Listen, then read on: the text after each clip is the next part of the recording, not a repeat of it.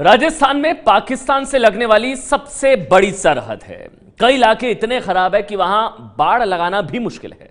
ऐसे में हमारे बीएसएफ जवानों के सामने घुसपैठ रोकने की बड़ी चुनौती है, लेकिन इस चुनौती का देश के सपूत मुंहतोड़ जवाब दे रहे हैं। इसमें उनकी मदद कर रही है कांच की बोतल। जी हां, ठीक सुना आपने, कांच की बोतल। कैसे भारत की शुद्ध देसी तकनीक पाकिस्तान की ईंट से ईंट बजा रही है, देखिए हमारी खास रिपोर्ट।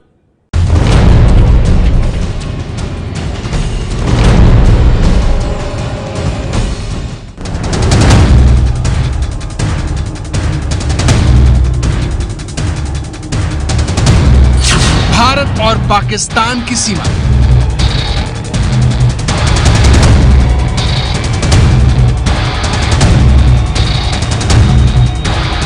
जहां जगह के साथ दुश्मन भी अज्ञात है।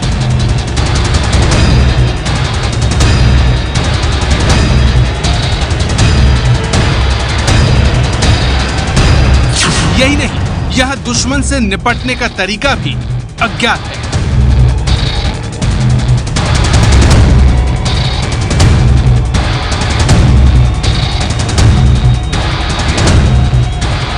भारत पाकिस्तान की सीमा की इसी अज्ञात जगह पर कटीली बाड़ है, जिस पर लटकी हैं 2 कांच की बोतल। सवाल यह है कि कटीली बाड़ पर यह बोतल क्यों लटकी है? क्या ये कोई अंधविश्वास है या फिर घुसपैठ रोकने का कोई तरीका है?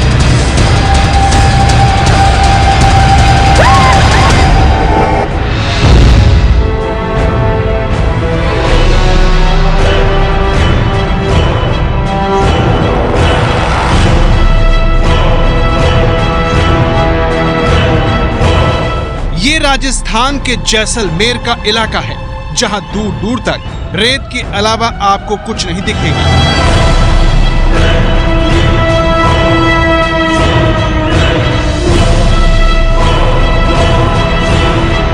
पहली नजर में आपको लगेगा कि 50 डिग्री से ज्यादा के तापमान में कौन यहां आएगा, लेकिन दुर्भाग्य से हमारा पड़ोसी पाकिस्तान है, जो हर पल भारत में गड़बड़ी फैलाने की ताक में रहता है।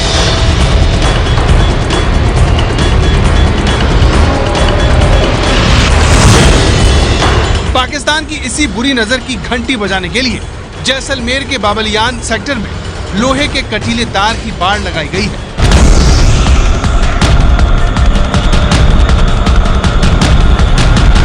लेकिन ये कटीली बाड़ भी पाकिस्तान को रोकने के लिए काफी नहीं है, क्योंकि 1000 से ज्यादा किलोमीटर लंबी सीमा रेखा पर हर कदम पर सैनिक खड़े करना मुमकिन नहीं है।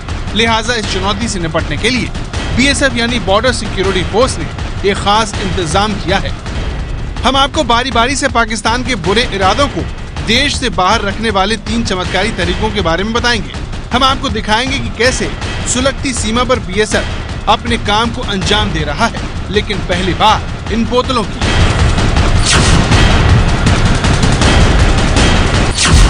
आम सी दिखने वाली इन बोतलों में ऐसा क्या है कि वो पाकिस्तान की हर चाल को नाकाम कर देती है? ये जानने के लिए एबीपी न्यूज संवाददाता मनीष शर्मा 50 डिग्री से ज्यादा तपते रेगिस्तान में पहुंचे।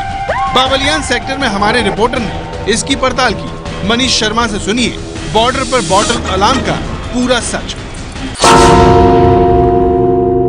इस वक्त मैं बावलियान चेक पोस्ट पर हूँ। आप देख सकते हैं ये है पाकिस्तान का बॉर्डर पिलर 609। ये सामने देखा जा सकता है सफेद रंग का, और ये पूरा का पूरा जो इलाका है ये भारत का यानी भारत की अंतर्राष्ट्रीय सीमा से जुड़ा हुआ है।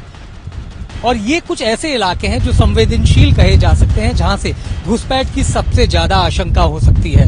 और इसी के चलते आप देख सकते हैं ये है एक बॉटल अलार्म। आप देख सकते हैं कि इस वक्त जब तेज हवा चलती है तो उसके बाद इस तरीके से ये जो बॉटल लगाई गई हैं ये पूरी फेंसिंग पर नजर आएंगी, और जब ये बॉटल कोई भी घुसपैठिया अंदर आने की कोशिश करता है तो ये एक अलार्म का काम करती है। कटीली बाड़ पर बोतल लटकाने का तरीका बेहद आसान है, लेकिन इसके नतीजे बेहद शानदार हैं। यही वजह है कि ये बॉटल अलार्म सीमा पर हिट है। इस बॉटल अलार्म के कामयाब होने के पीछे एक और कारण भारत पाकिस्तान बॉर्डर की लंबाई है। पाकिस्तान के साथ भारत की 3,323 किलोमीटर लंबी सीमा है। जिसमें राजस्थान की सबसे ज्यादा 1037 किलोमीटर लंबी जमीनी सीमा है। राजस्थान में 1048 किलोमीटर की कटीली बाड़ और 1022 किलोमीटर में लाइट लगाई जा चुकी है। बावजूद इसके घुसपैठ, हथियारों, गोला बारूद और मादक पदार्थों की तस्करी रोकना एक चुनौती है।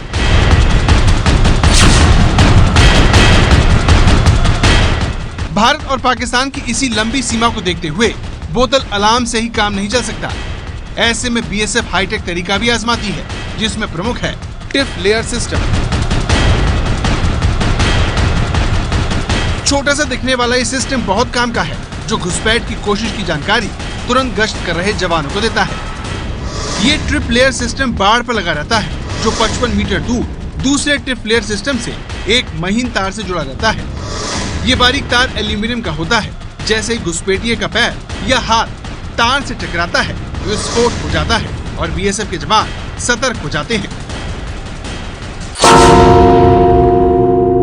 मान लीजिए कोई भी घुसपैठिया अगर अंदर आने की कोशिश करता है तो रात के वक्त, चूंकि ज्यादातर घुसपैठ की घटनाएं रात के वक्त होती हैं, भारतीय सीमा पर पूरी तरह रोशनी का इंतजाम है। लेकिन पाकिस्तान की अगर बात की जाए तो उन्होंने यहाँ पर कोई लाइट नहीं लगाई और अंधेरे का फायदा उठाकर उनके घुसपैठिए भारत में घुसने की कोशिश करते हैं। तो ये ट्रिप लेयर, जिसका ये बेहद महीन तार दिखाई नहीं देगा और ऐसे में जैसे ही लगभग 2.5 से 3 किलो का वजन इस तार पर पड़ेगा तो इस तार के साथ अटैच हुआ पूरा जो बारूद है ये फटेगा और ऐसे में रात के वक्त तेज रोशनी होगी और गश्त कर रहे संतरी और तमाम जवानों को इस बात की जानकारी मिल जाएगी कि किसी ने घुसपैठ की कोशिश की है।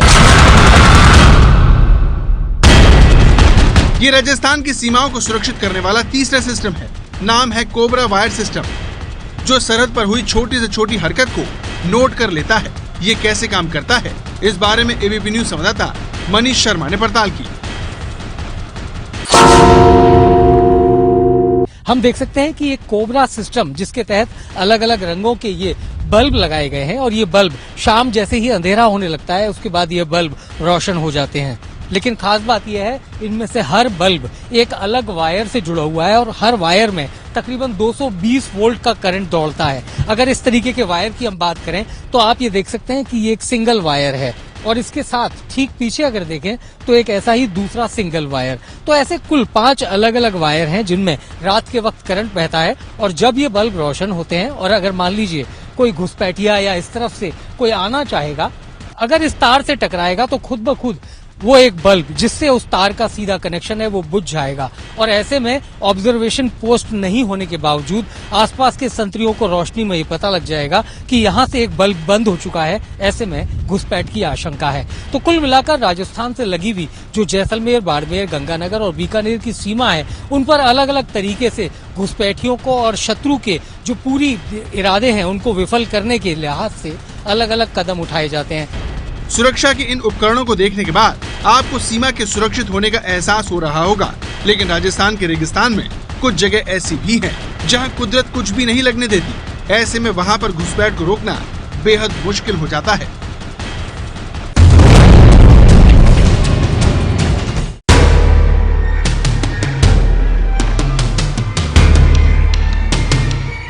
इन तस्वीरों को ध्यान से देखिए।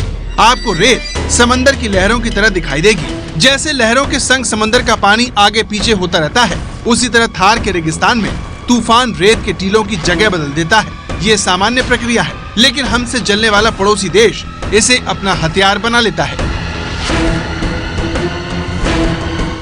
ये देखिए कैसे रेत में ये भारत और पाकिस्तान की सीमा पर लगी बाढ़ दब गई। तस्वीरें देखकर आपको अंदाजा लग गया होगा कि थार के रेगिस्तान में कौन सा हिस्सा भारत का है और कौन सा पाकिस्तान का, कहना मुश्किल है। ऐसा सबसे ज्यादा जैसलमेर के शाहगढ़ बल्ज में बहुत होता है, जिस वजह से वहां पर अभी तक कटीले तार नहीं लग सके हैं।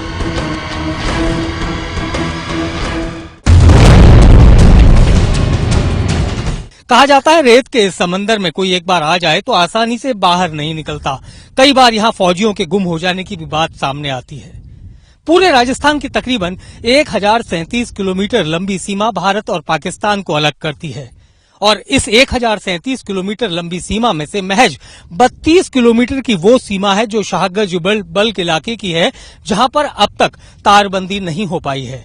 इसकी वजह है यहाँ ये ऊंचे ऊंचे टीले जो तेज हवाओं के साथ अपनी जगह बदल लेते हैं। सीमेंट के पिलर, कच्चे रास्ते और इसके अलावा फेंसिंग के तार की बात तो छोड़िए, 10-10 मीटर ऊंचे लोहे के एंगल भी इस रेत के समंदर में डूब जाते हैं और पता ही नहीं चलता। राजस्थान में पिछले 5 साल में 75 से ज्यादा बार पाकिस्तान की ओर से घुसपैठ हुई है, जिसमें 20 से ज्यादा मामले साल 2015 में ही हुए हैं। 2011 में 23 लोग घुसपैठ करते हुए पकड़े गए, तो 2012 में 19 घुसपैठिए, तो 2013 में 13 लोग घुसपैठ करते पकड़े गए।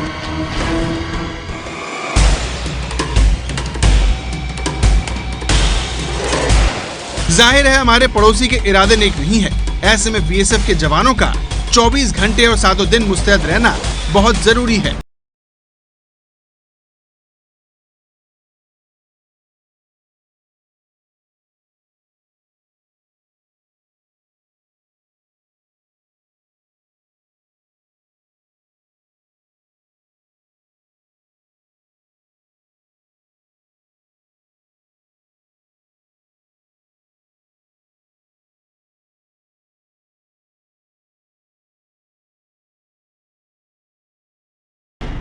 तो प्रियंका ये बताइए, गर्मी से बचने का क्या इंतजाम है आपके पास?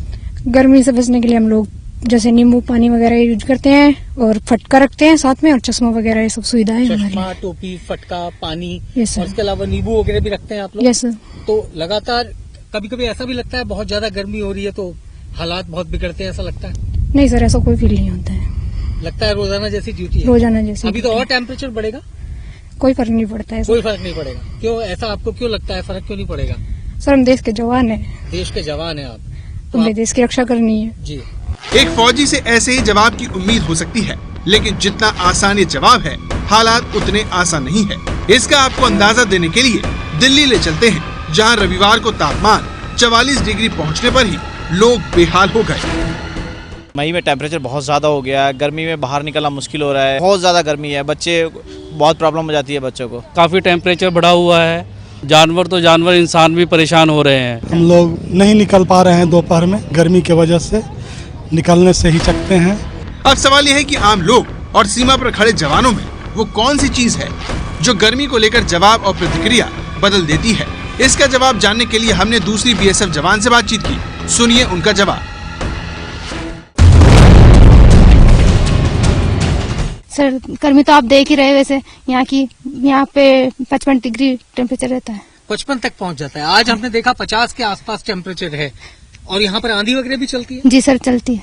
तो ये बताएं कैसे मुश्किल इस पूरे से गुजरती हैं आप, मुश्किल दौर से? सर हमें जो ट्रेनिंग में दिया गया उससे हमें कोई प्रॉब्लम नहीं होती है, हम इससे आसानी से कर सकते हैं। जाहिर है कड़ी ट्रेनिंग इन जवानों को फौलाद बना देती है, लेकिन इतनी गर्मी में इन जवानों की खुराक क्या होती है? 50 डिग्री से ज्यादा तापमान में काम करने के लिए लोग क्या खाते हैं? ये जानने के लिए बीएसएफ की कैंटीन में हम पहुंचे। शाम का वक्त था तो हमें लगा कि कैंटीन में हमें कोई जवान नहीं मिलेगा, लेकिन हमें कई जवान खाते हुए मिले। बात की तो पता चला कि ड्यूटी के बाद देर से ही लौटे हैं, इसलिए शाम को ही खाना खा रहे हैं।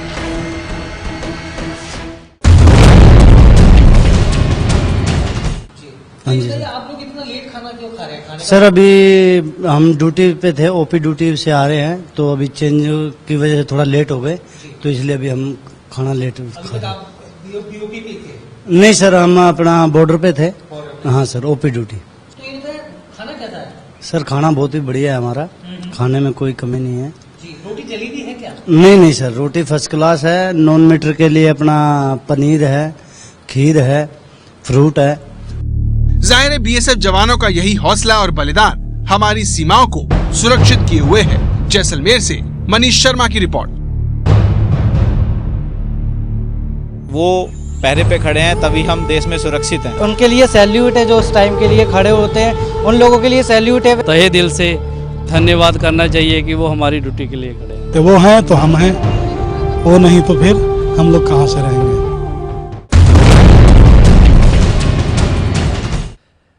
आगे बढ़ते और आइए अब आपको दिखाते हैं बेंगलोर से आई तस्वीरें, जहां वीआईपी कल्चर के चक्कर में आज एक हार्ट अटैक के मरीज की जान पर बनाई थी।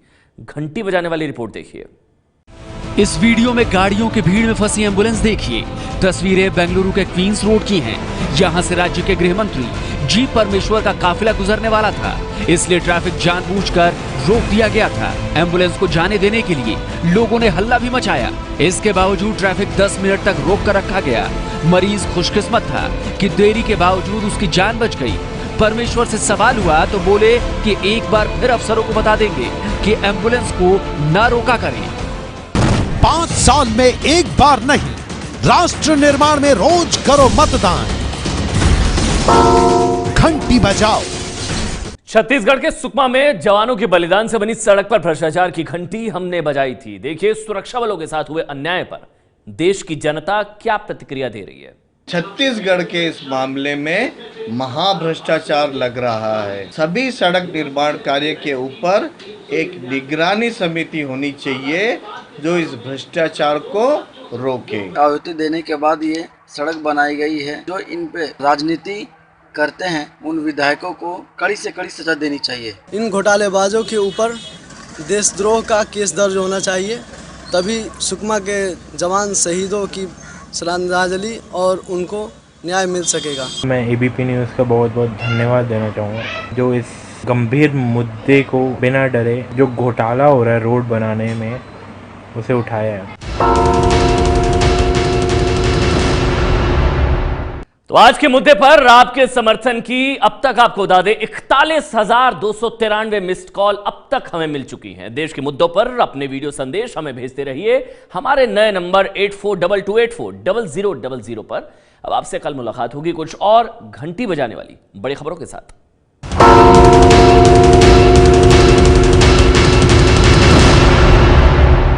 ये है एबीपी न्यूज़, आपको रखे आगे।